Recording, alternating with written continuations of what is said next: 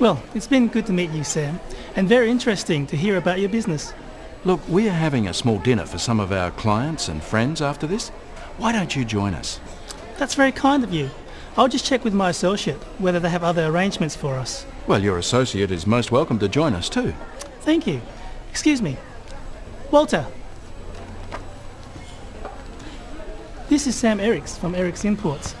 He has very kindly invited us to a dinner. Yes, would you like to join us? Unfortunately, I have another engagement. But thank you for the invitation.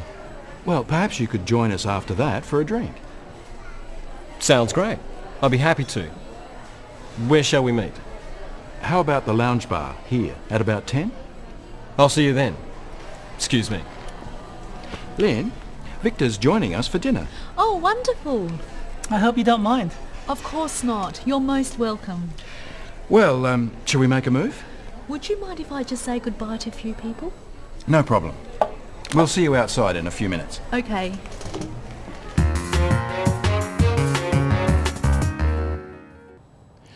Let's look at invitations. How do you go about inviting someone to something? How does Sam invite Victor to his dinner? Look, we are having a small dinner for some of our clients and friends after this. Why don't you join us? Spoken invitations in this kind of situation are semi-formal. It's more like a suggestion than a formal invitation. There are a few different phrases you can use. Practice them with Sam. Why don't you join us? Perhaps you could join us. It would be great if you could join us. Would you like to join us? Notice that even though "it would be great if you could join us" is not in a question form, it is still being used as a question. Notice also how we use could and would in polite invitations, not can or will. How does Victor reply? That's very kind of you. He says, "That's very kind of you." When replying to an invitation, first thank the other person for the invitation, then give your answer. Here's Victor with some different ways of doing this. Thank you. That's very kind of you. That sounds good. And you can put them all together like this. Thank you. That's very kind of you. Sounds good. After thanking the person who asked, you need to give an answer. Either accept the invitation, or don't accept the invitation, or give a reason why you can't answer. What does Victor do? That's very kind of you. I'll just check with my associate whether they have other arrangements for us. Victor says he has to check with someone else. If there are other arrangements, Victor would make an excuse. When refusing an invitation, you should give a reason. Look at this. Would you like to join us? No thanks. Oh, right. It's rude just to say no without a reason. And the reason should be a good one. Look again. Would you like to join us? No thanks. It doesn't sound very interesting. Oh. Sam would rightly be offended by that reply. So what are some ways of making a polite excuse? Listen to Walter. Yes, would you like to join us? Unfortunately, I have another engagement. But thank you for the invitation.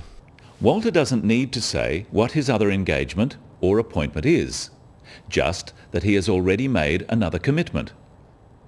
Notice that he still thanks Sam for the invitation.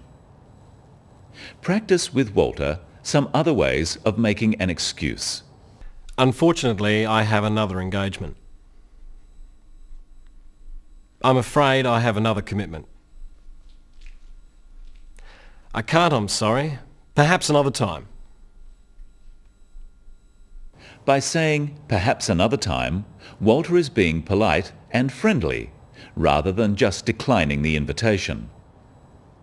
Notice that he says, "I can't." This implies that he has another commitment, without having to say what that commitment is.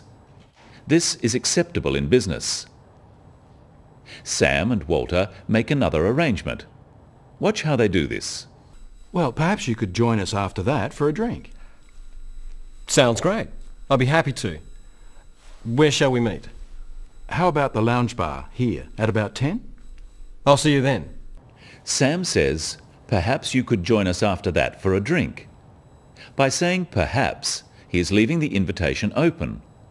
Walter is under no pressure to accept. Practice these phrases using perhaps with Sam. Perhaps you'd like to join us later. Perhaps you'd be interested in meeting us for breakfast. Perhaps we could meet later in the week. Notice that Sam says you'd.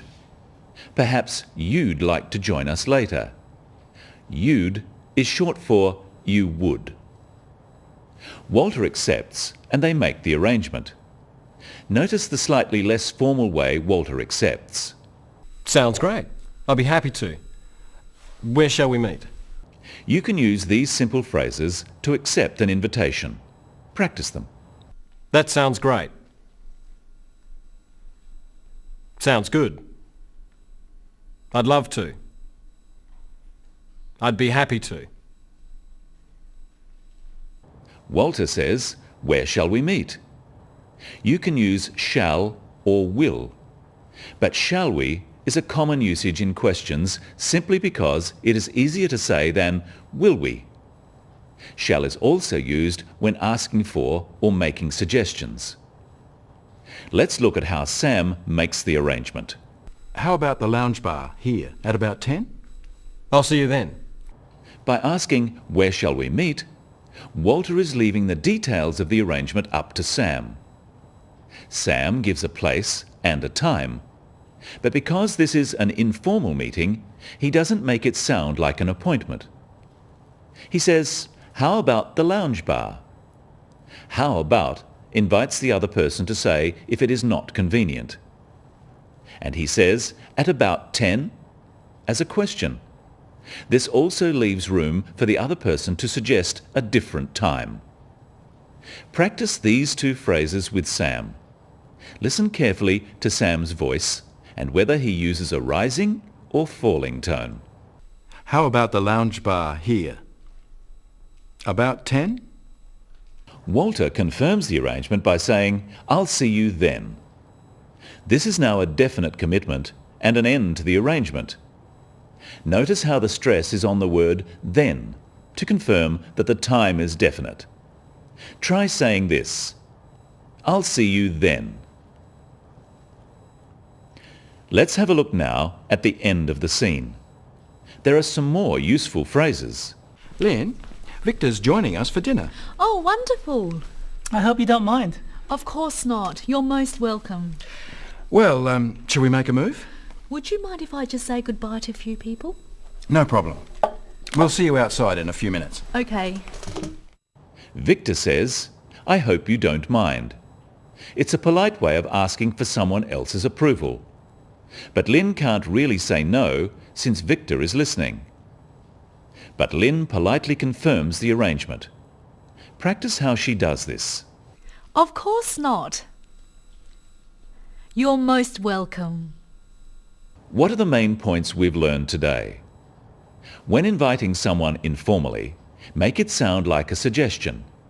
That way, if someone can't accept, they don't feel so bad. Why don't you join us? Instead of, I invite you to join us. And if you need to make an excuse, don't just refuse an invitation. Give a reason and apologize. I'm sorry, I have another commitment. When confirming details, use an upward inflection. About 10 sounds like an order, but about 10 is asking whether it's convenient for the other person. That's all for today on the Business of English. See you next time.